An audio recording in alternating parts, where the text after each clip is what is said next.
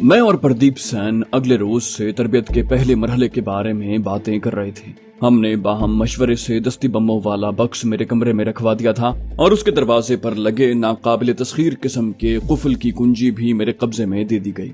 मुझे अपने सूटकेस के तहफ़्फ़ुज़ की तरफ से भी बेफिक्री हो गई। अलबत्ता मैं प्रदीप सेन की किसी मायूब मसरूफियत के सिवा उसका ये ठंडा कमरा छोड़कर जाने का कोई इरादा नहीं रखता था। प्रदीप सेन शायद दिन भर की दौड़ धूप से खासा थक गया था या कमरे के आरामदेह माहौल का असर था कि बातें करते करते उस पर गुनूदगी तारी हो गई और कुछ ही देर में वो खर्राटे लेने लगा। मैं उस समा खराश मुसलसल शोर से ध्यान बटाने के लिए ग्रेट गैट्सबी नॉवल पढ़ने लगा और रफ्ता रफ्ता उसकी जादुई मंजर निगारी में पूरी तरह महव हो गया।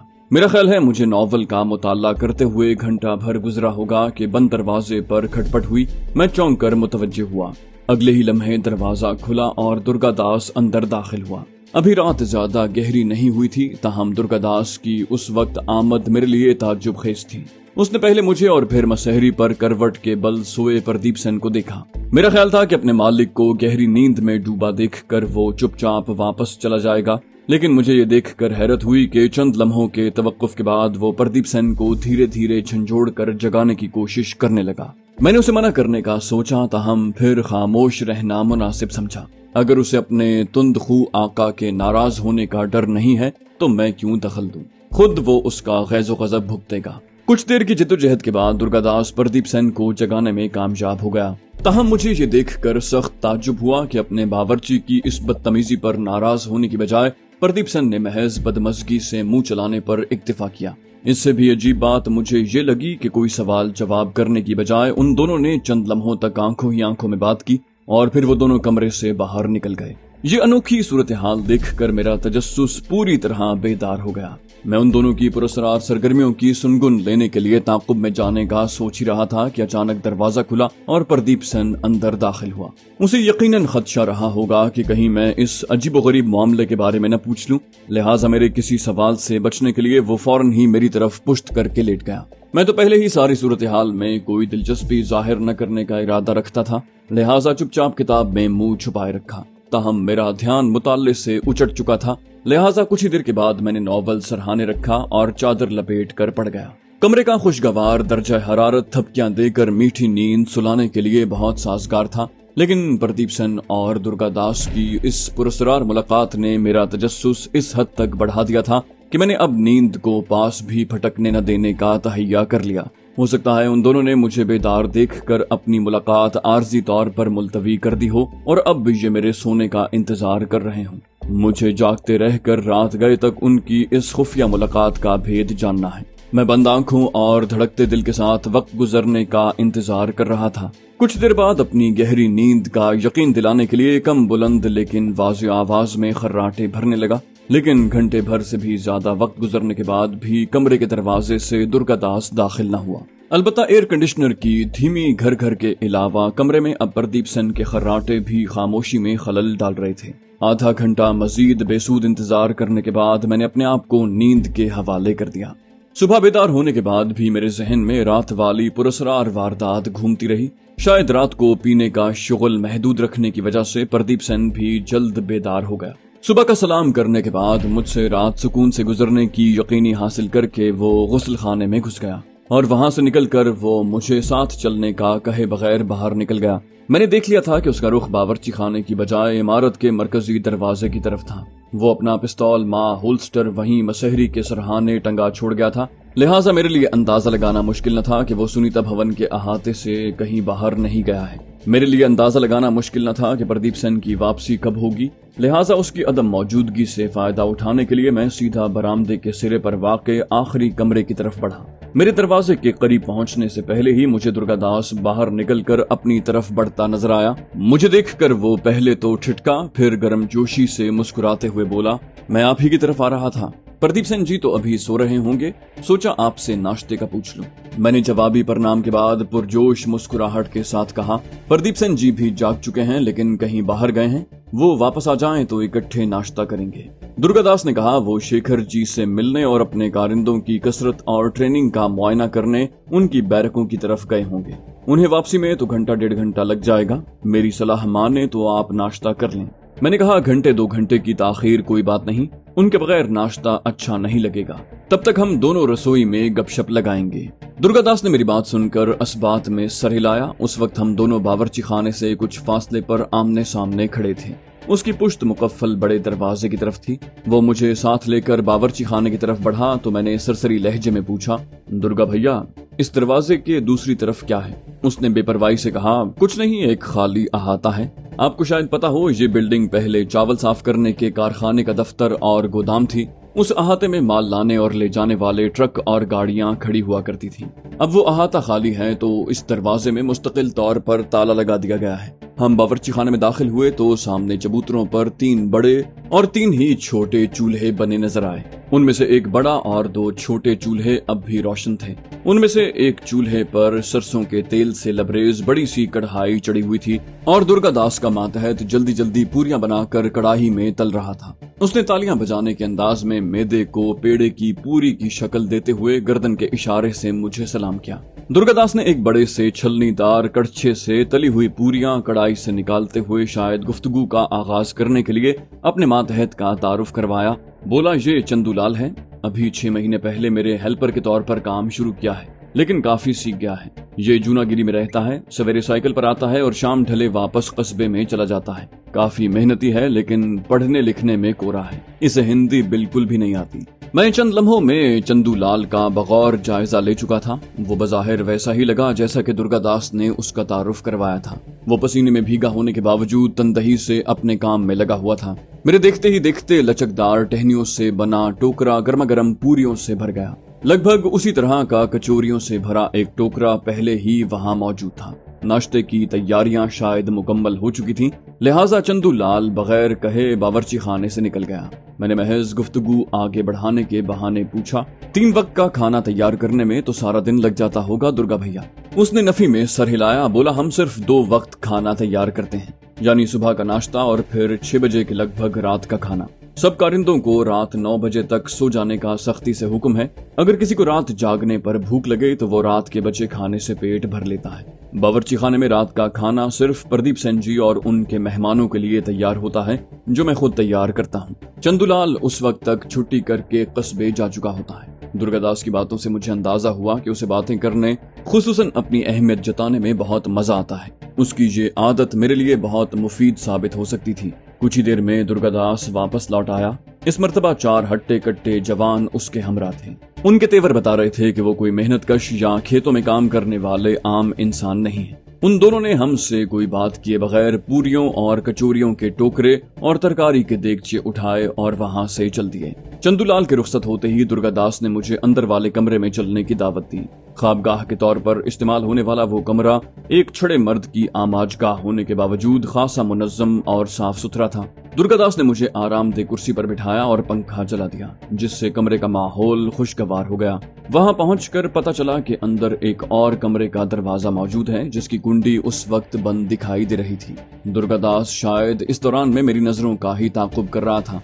उसने मेरे कुछ पूछने से पहले ही वजाहत कर दी। बोला, इस कमरे में हम आटा, चावल, आलू, प्याज और मसालों वगैरह का जखीरा रखते हैं। ताज़ा सब्जियां हर दूसरे रोज जागीर से आती हैं। अलबत्ता गोश्त, अंडे और दूध जूनागिरी से लाने पड़ते हैं। इससे पहले कि वो अपने बावर्चियाना मामूलात की तफसील मजीद आगे बढ़ाता, मैंने गुफ्तगू का रुख उसकी महबूब नगर के एक रईस खानदान की 11 साल तक की खिदमात की तरफ मोड़ दिया। फिर तो उस पर गोया सुरूर किसी कैफियत तारी हो गई और वो सुल्तान अली पाशा की हवेली में गुजारे सुनहरे दिनों के किस्से सुनाने लगा। मैंने उसे दरमियान में टोकने या सवाल करने से हत्तुल इम्कान गुरेज किया। दरअसल मेरा जहन मुसलसल उससे रात की वारदात के बारे में कुछ उगलवाने के तरीके सोच रहा था, लेकिन मैं कोई ऐसी बात जबान से नहीं निकालना चाहता था जिसे सुनकर वो घाघ शख्स चौकन्ना हो जाए। कोई मुनासिब तरकीब समझ में न आने पर बिलाखिर मैंने ये ख्याल फिलहाल तर्क कर दिया और अपनी तवज्जो उसकी दिलचस्प बातों पर मरकूज कर दी। लगभग 1 घंटे बाद प्रदीप सेन वापस लौट आया।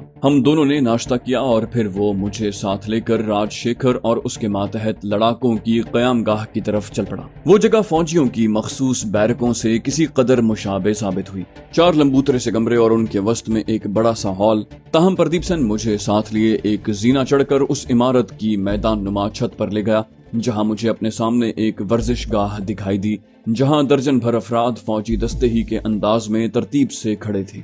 जबकि राजशेखर कमर के पीछे हाथ बांधे उनसे कुछ बातें कर रहा था। हमारे ऊपर पहुंचते ही राजशेखर तेज कदमों से हमारी तरफ बढ़ा। उसने गर्मजोशी से हमारा इस्तकबाल किया और हमें साथ लेकर अपने लड़ाकों के पास पहुंचा। उसने मुझे अपनी जगह खड़ा करके कहा, सुप्रू जी, ये सब अच्छी खासी हिंदी समझते हैं, फिर भी मैं साथ साथ तेलुगु में इन्हें मतलब समझाता जाऊंगा, आप बात शुरू करें। मैं बखूबी जानता था कि वो दरअसल प्रदीप सेन को मेरी बातें समझाने के लिए ये नाटक कर रहा है। बहरहाल मैंने किसी प्लाटून कमांडर के अंदाज में अपना भाषण शुरू किया, जिसमें पहले अपना तारुफ बढ़ा चढ़ा कर करवाया, फिर उन्हें नज़्म ज़ब्त की अहमियत समझाई। उसके बाद कमांडो ट्रेनिंग का बुनियादी फलसफा अपनी तरफ से घड़कर सुनाया और उन्हें कठिन आजमाइशों का खंदा पेशानी से सामना करने की तलकीन की।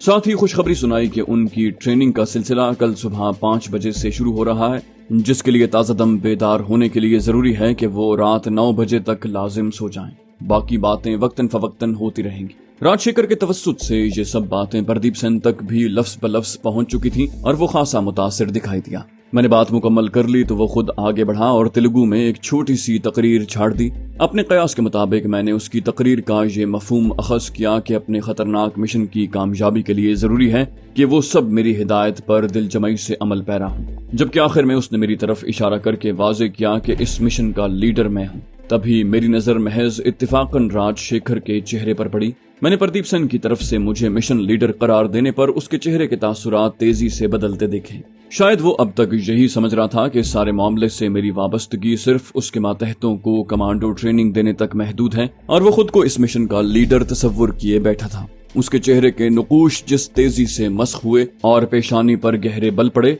उससे मेरे लिए ये अंदाजा लगाना मुश्किल नहीं रहा कि उसे प्रदीप सेन का ये फैसला एक आंख नहीं भाया। मैं समझे बैठा था कि प्रदीप सेन ने ये बात पहले ही अपने जंगजू कारिंदों, खुसूसन उनके सरगना राजशेखर को बता दी होगी, लेकिन अब इसमें कोई शक की गुंजाइश नहीं थी कि मेरा ये अंदाजा गलत था। ये मेरे लिए एक चौंका देने वाली पेशरफ्त थी।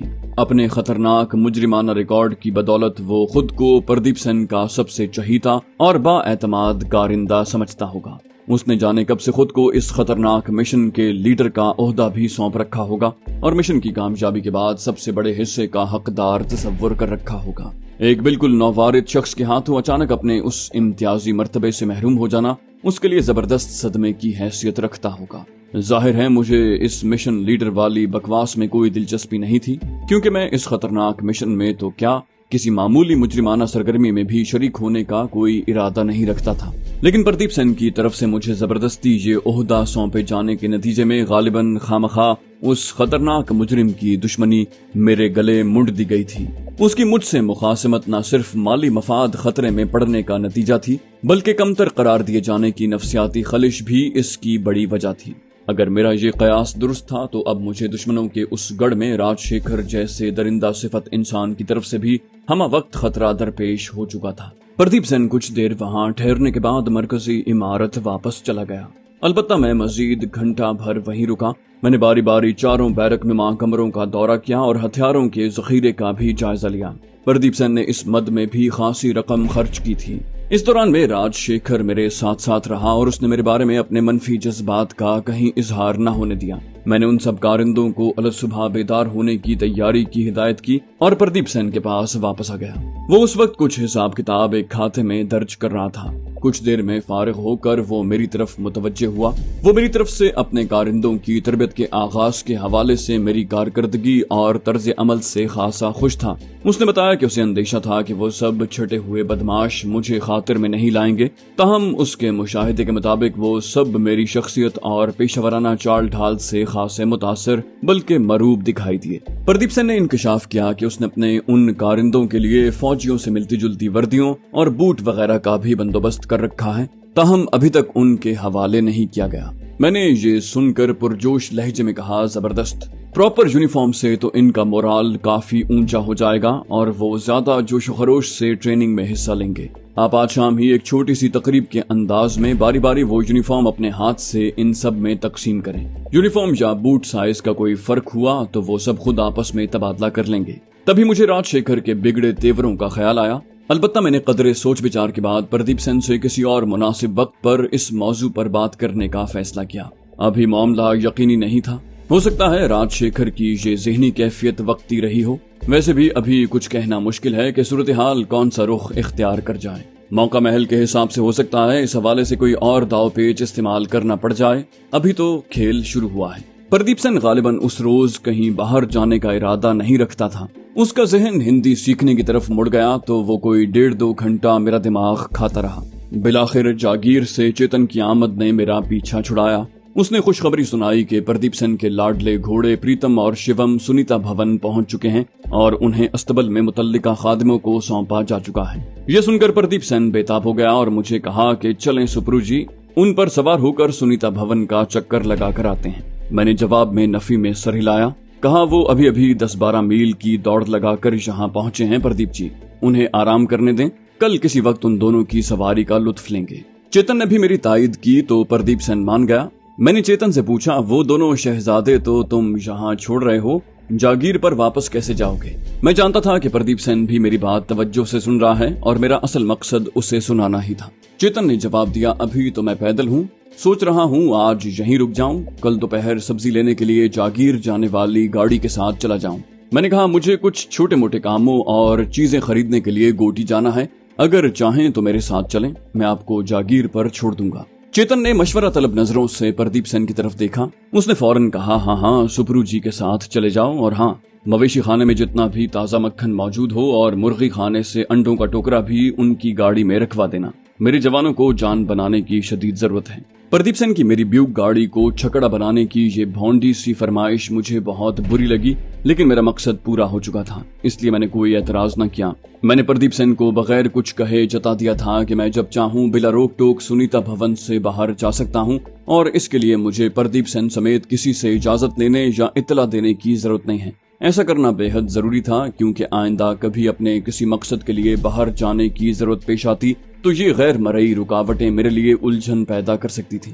कुछ देर के बाद मैं चेतन को साथ लिए सुनीता भवन के लिए मुख्तस सड़क पर गोटी की तरफ रवां दवां था। मेरा नीम देहाती हमसफर वक्त गुजारी के लिए अपने पेशे और मशागिल के बारे में गुर की बातें मेरे दिमाग में बिठा रहा था और मैं उसे वक्तन फवक्तन दादो तहसीन से नवाज रहा था। फिर वो गालिबन एहसान उतारने के लिए मेरी गाड़ी और ड्राइविंग की तारीफ करने लगा। इस दौरान में मेरी गाड़ी एक दोराहे के करीब पहुंच चुकी थी जहां से एक छोटी सी सड़क बाएं तरफ निकल रही थी। चेतन ने यकलख्त अपनी बात दरमियान में रोककर मुझे कहा, यहाँ से गाड़ी सीधे हाथ की तरफ जाने वाली सड़क पर ले लें। मैंने सवालिया नजरों से चेतन की तरफ देखा तो उसने कहा, ये सड़क भी प्रदीप सेन जी ने बनवाई है, ये हमें गोटी शहर में दाखिल हुए बगैर झील के पास से हमारी जागीर पर पहुंचा देगी। फासला भी कम है और वक्त भी कम लगता है। मैंने उसकी फरमाइश पर फौरी अमल किया। उसने दुरुस्त निशानदही की थी।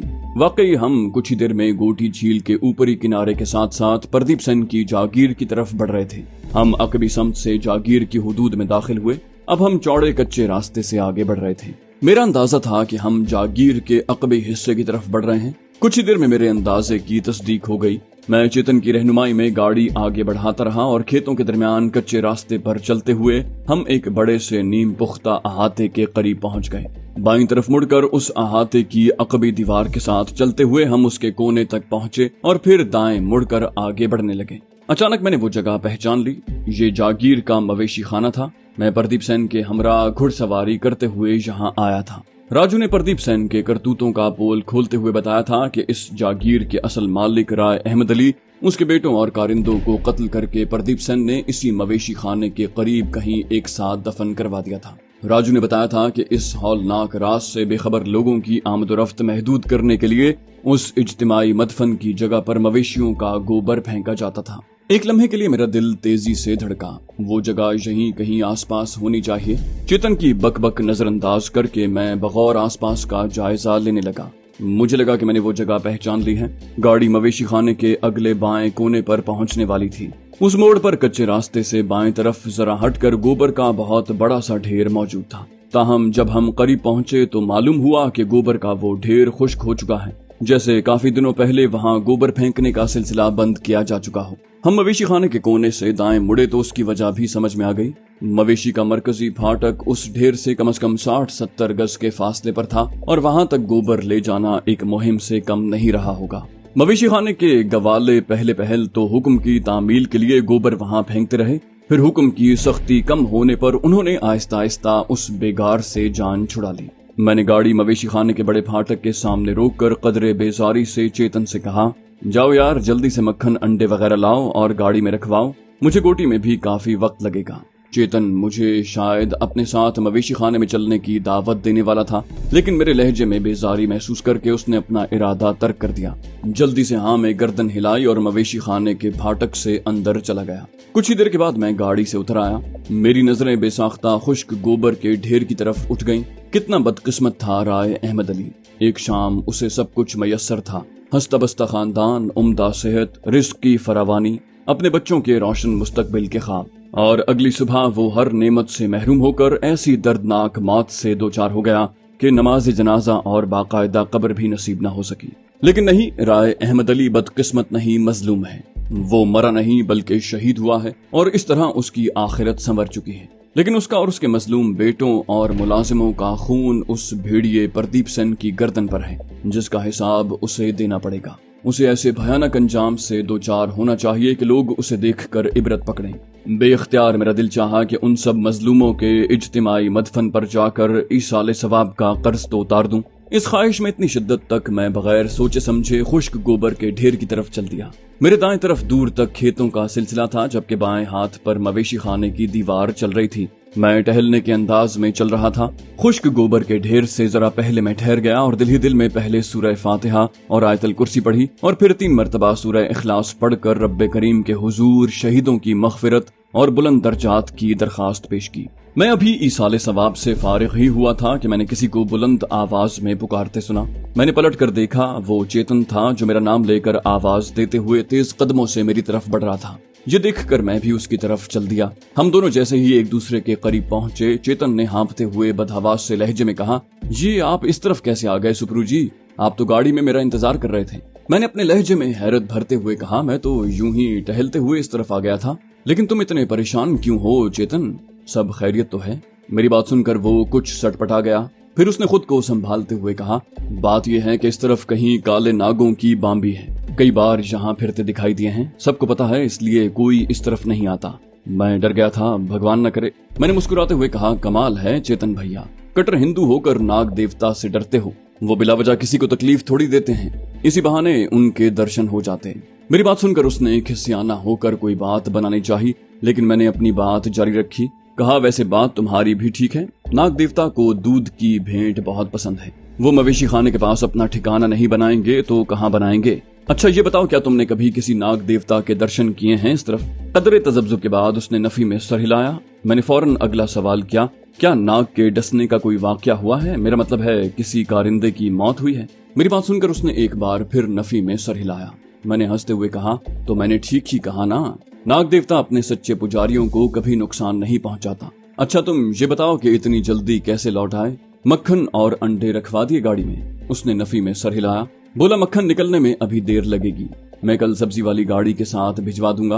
आप जाना चाहें तो जा सकते हैं। गोटी जाने के लिए उस तरफ का रास्ता छोटा पड़ेगा। चेतन ने मुझे जो रास्ता बताया था मैं उससे पहले ही वाकिफ था। मैंने गाड़ी उस तरफ बढ़ा दी। इस दौरान में मेरे जहन में चेतन की बदहवासी खटक रही थी। पहले तो वो मुझे मवेशी खाने में ले जाकर मेरी खातिर तवाज़ो के लिए बेताब था, और अब वो मुझे जल्द से जल्द रुखसत करने के लिए बेताब लग रहा है। ये सब कराइन बता रहे हैं कि ये शख्स उस इज्तिमाई मदफन के राज से वाकिफ है और गालिबन ये भी उन तमाम मजलूमों के कत्लेआम में शरीक था। मैं जैसे जैसे गौर करता गया मेरा यकीन पुख्ता होता गया। चेतन जागीर पर गालिबन प्रदीप सेन के खासुल खास कारिंदों में से एक है और यहाँ के बेशतर मामलात शायद उसी के हाथ में है। जाहिर है ऐसी कठपुतलियों के बगैर प्रदीप सेन अपना नाटक कैसे इतनी कामयाबी से चला सकता है।